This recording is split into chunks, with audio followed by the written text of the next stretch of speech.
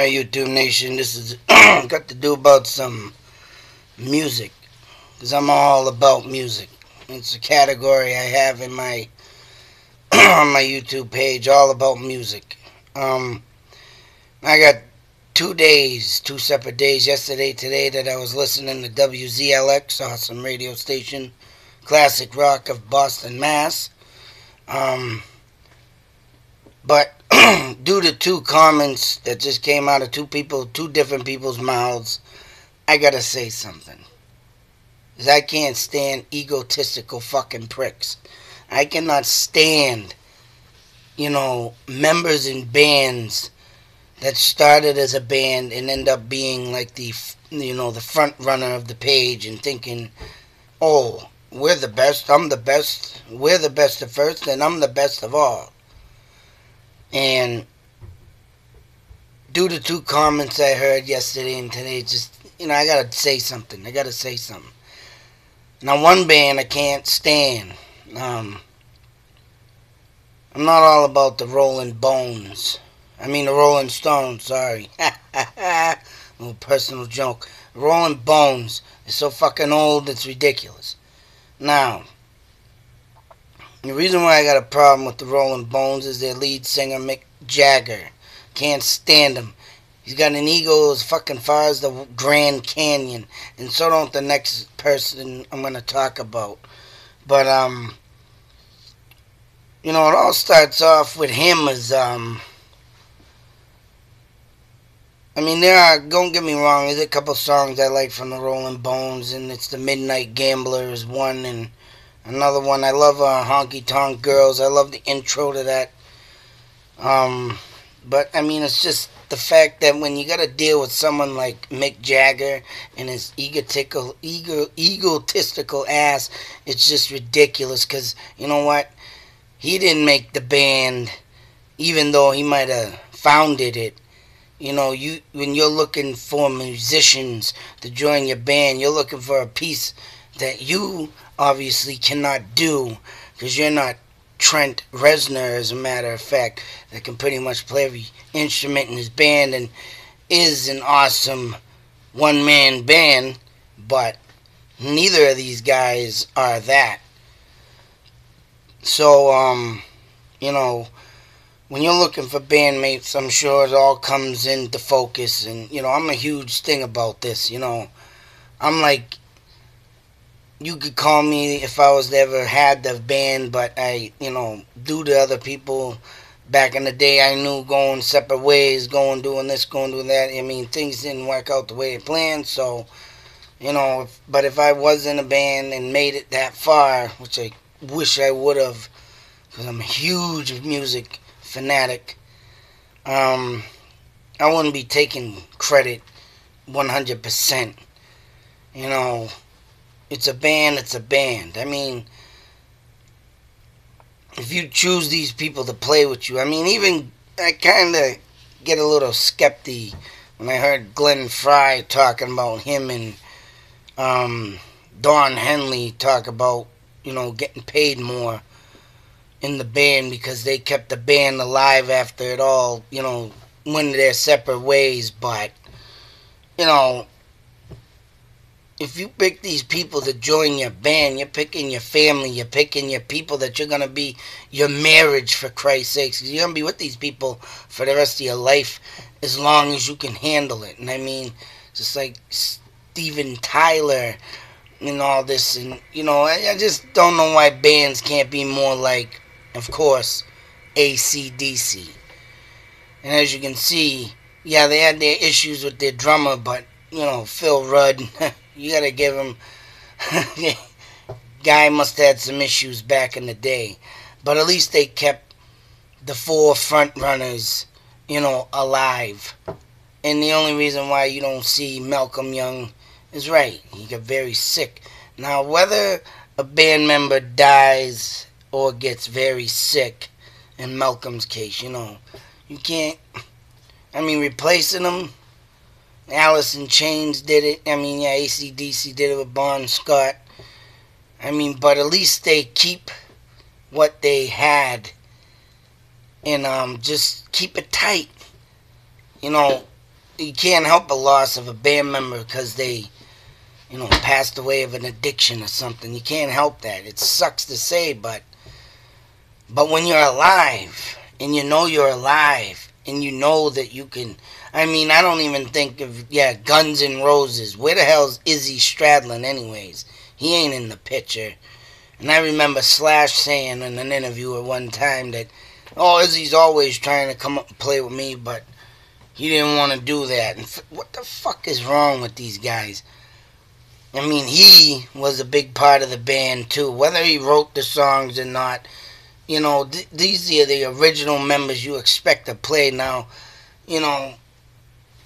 Steven Adler, I don't know. Yeah, he got too far into it. Of course, he's sick. I don't know if there's any way of helping that guy, because I seen him in a couple interviews not too long ago, and he just looked too rough. But I mean, I don't know if he would have started working out, or is he brain dead? I don't know. I haven't looked up on that yet, but to see him not being able to play, I can understand if he couldn't. But I mean, there's just so much on that. But where's Izzy Stradlin? If he was all the time, trying to get on that stage with Slash, I mean, there's a true member. I mean, what the fuck is wrong with you? Now he's not even in the goddamn band. It's beyond me. But to say what these people said is just ridiculous. And here's Mick Jagger now. This is how he is. All about himself. All about, Mick. I mean, yeah, he gets on stage. He fucking plays. He sings. I'll give him props. But, what really pisses me off? When Ozzy did the Super Bowl in 2010 with his hit, Never Gonna Stop. And I watch him, and I fucking watch the Super Bowl, and then they cut the fucking commercial. But Mick Jagger plays, he falls on his fucking face, and they still go on playing his song. Whether or not he had something to do with that, don't cut me off with commercials. And Ozzy, where he's just laid back, whatever, don't say nothing because he got his song cut off, Mick Jagger, I would imagine him saying, don't you cut my song off, but yet you can go fall on your face. But what really bothers me of Mick Jagger is how he takes these women, another egotistical thing, and, just last year before, his wife dies, and he's already moved on to the next one. And then, what really gets me about his ego is yesterday, he made a comment about David Bowie. I'm not a huge fan of David Bowie. I'll listen to his music, but I'm not into it as much. I mean, there's only one really awesome song that I like from him, and that's Fame. And the other ones, I don't know, they're just not my type of beat and style. But I don't down the guy, alright? He's a great musician, great singer.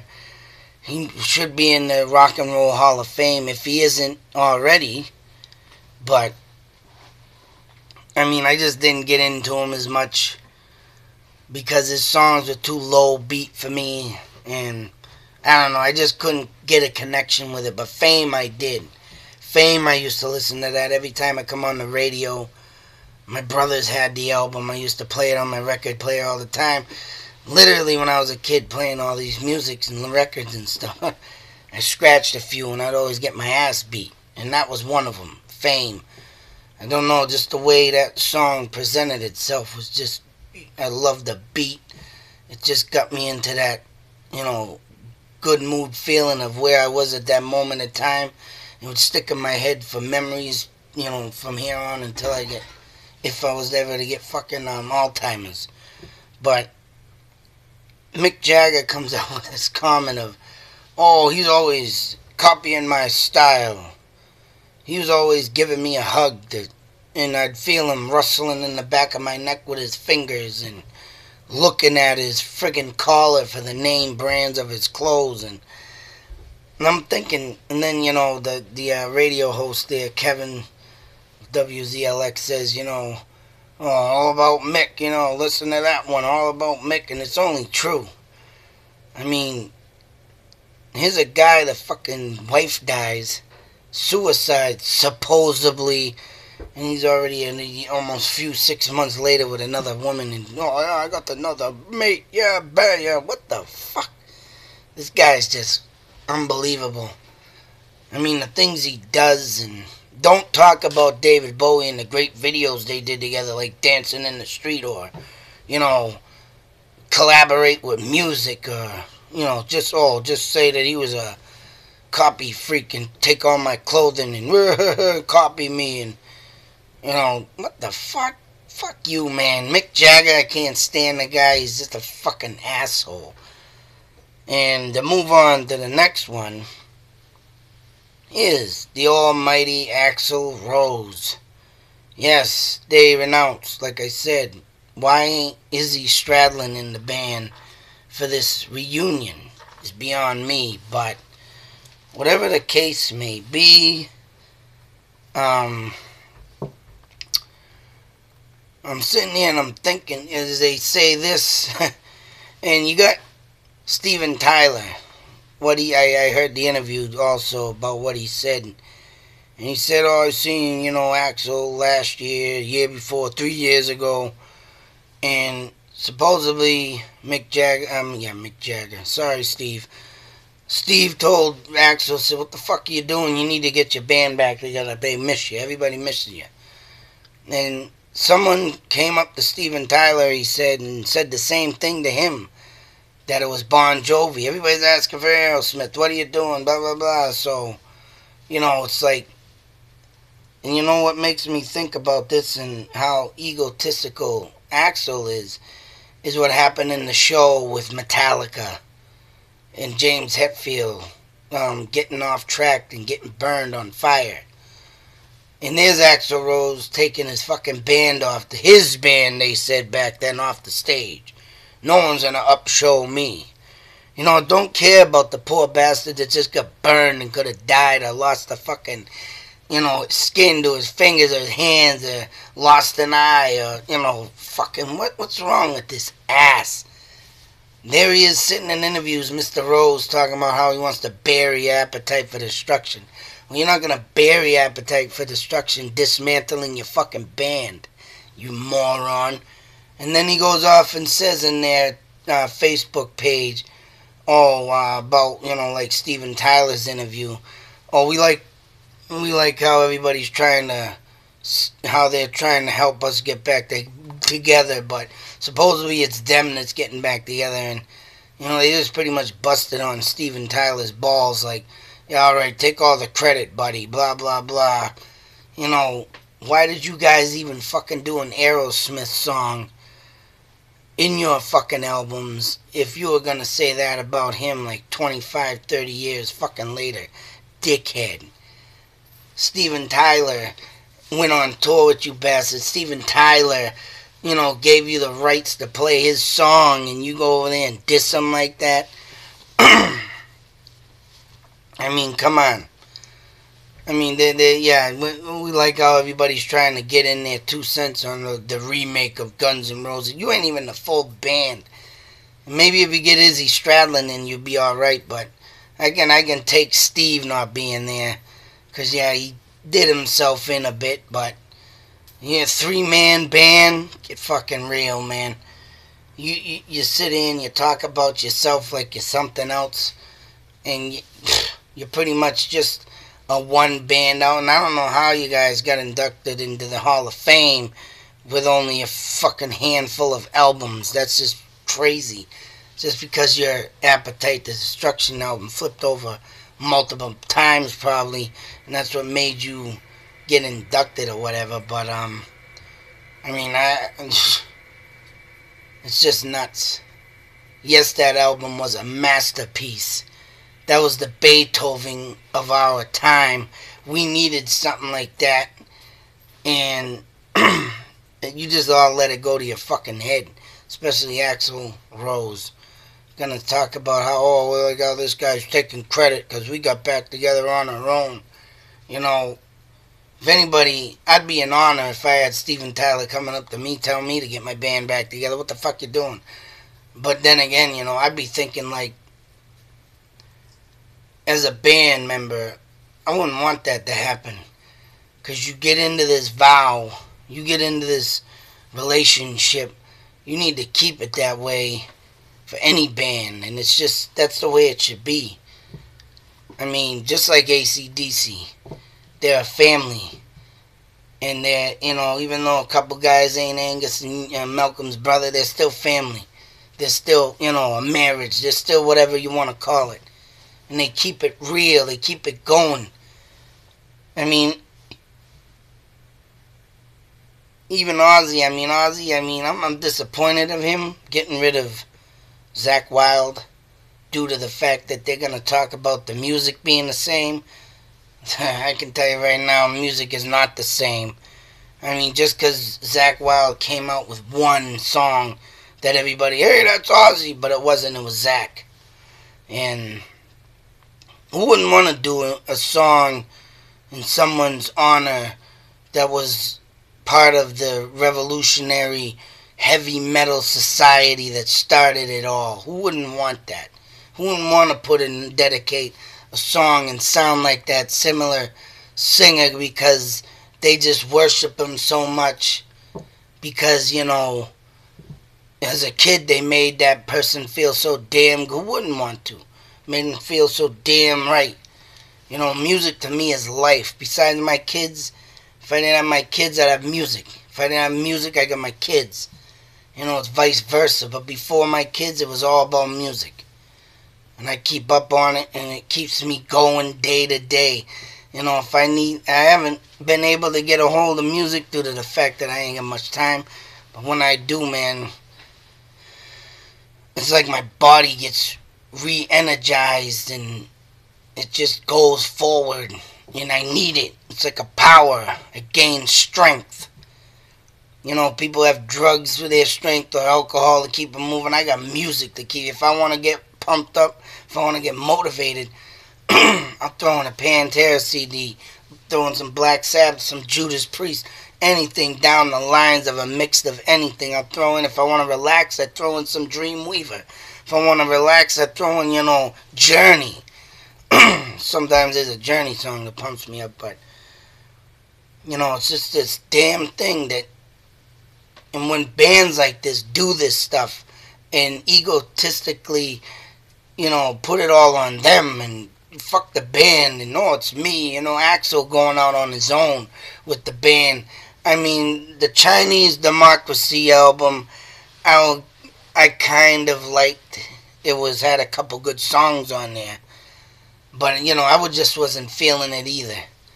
That was not the band, of course. It wasn't Slash, and it definitely ain't no Izzy Stradlin in there in rhythm, so, these people need to realize and get their fucking egos out of their head. So I don't know who's pushing forward and writing this shit, whether it be Slash, whether it be Axl. I know Duff ain't got no say, because he's just a friggin' bassist, but he did, play in the band. He did, get up there and do his thing, but there's two bosses in the band, obviously. Who knows? Maybe it's just Axl, but after all these years, they're gonna say that to Steven Tyler. It's just to me. And then you got friggin' Mick Jagger with David Bowie. It's like, what the fuck you saying this shit? I mean, they made a legacy into this music business, but yet it's all about me, me, me, me. It ain't all about me. This is a good example about the Doors. The band is called The Doors, not Jim Morrison and The Doors. And if anybody would say that today, and if Jim Morrison was alive and he heard you say that, I'm sure that guy would tell you and set you straight. We are not Jim Morrison and The Doors. We are The Doors. He was another one that all about that band, even though he didn't like it, even though he wanted to do just straight poetry. I mean, this was the only way he'd get people to get his poetry and to get his, stuff out there. He didn't like it, but when he did, and when he was in the move and into the groove, it was a band thing. That's why he got pissed off, if you've seen in the movie, about their song being sold to the car commercial, Light My Fire. And there was Robbie over there saying, "Oh, it's my song. I don't care," and blah blah blah. But they didn't, back then they didn't want to commercialize their band. They wanted to be a band. Jim did. I mean, but yet he wasn't around. He was doing his stuff and things, but still, you can't deny the wisdom of that man and the brilliance. And it wasn't all about Jim, even though he did like taking all them shots and pitches. But this guy was he knew what he wanted, but it's just nuts of where it went. He was on a death mode. But to be alive today like these other two singers, it's sick to see and sick to hear these words come out of their mouth. All about me, me, me. It ain't about you. It's about the band and the music you made. Excuse me, together. That's what it's about. That's what it should be always about. Not fucking, oh yeah, I made this song and I did this song. I wrote that one. It's mine. Fuck you. And all of a sudden you're in a brawl. Or, there are these bands talking about, I wanted to kill this guy. It's like, wow. Even like Twisted Sister. All of them got so big, even Quiet Riot. Kevin DeBrow got so big, but he ended up in the end, smartening up and thinking, whoa, wait a minute, as he's sitting there saying Hit Parader, he can wipe his ass with it, Sometimes, some people can't take the big kick of that, but richness and the fame all at once. But when you do have it, like,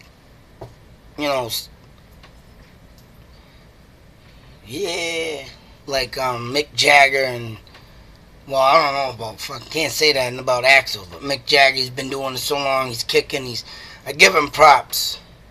At least he comes out with an album every so often, and at least he's been, keeping the, songs going. But, on the other hand, he just, man, get off the frickin' TV. You know what? This is what I got to say about Mick Jagger. Well, Axl's already done it, but Mick Jagger, if you're not going to sing and do your music, write an album, do a tour, stay off the TV. Don't fucking bring your love life in here of your fucking women killing themselves or you breaking up with them to go with another supermodel. You know what? Keep it to yourself. So someone just keep it out there and keep it to themselves. I want to hear some success, not some fucking stupid story. And Axl, yeah, you've been hiding yourself. Because deep down inside, people don't want to see you. They want to see the fucking band too. So, and then you want to bury Appetite. Well, guess what? Hopefully you get on it and bury it now, right? Bury Appetite. Come on with another brutal album like fucking goddamn Appetite for Destruction. And do what you said you were going to do years ago instead of fucking thinking about yourself, thinking about who's coming up and saying, oh, we're helping them get back into the band. Stop worrying about that shit. Get on track and do something right, knucklehead. Other than that, you should just stay off the TV too over there biting guys and shit because you get pissed off because someone said something wrong about your band or something. I don't know. I had to get that off my chest. Because I can't stand band members with egos. Other than that, YouTube Nation, all about music, out.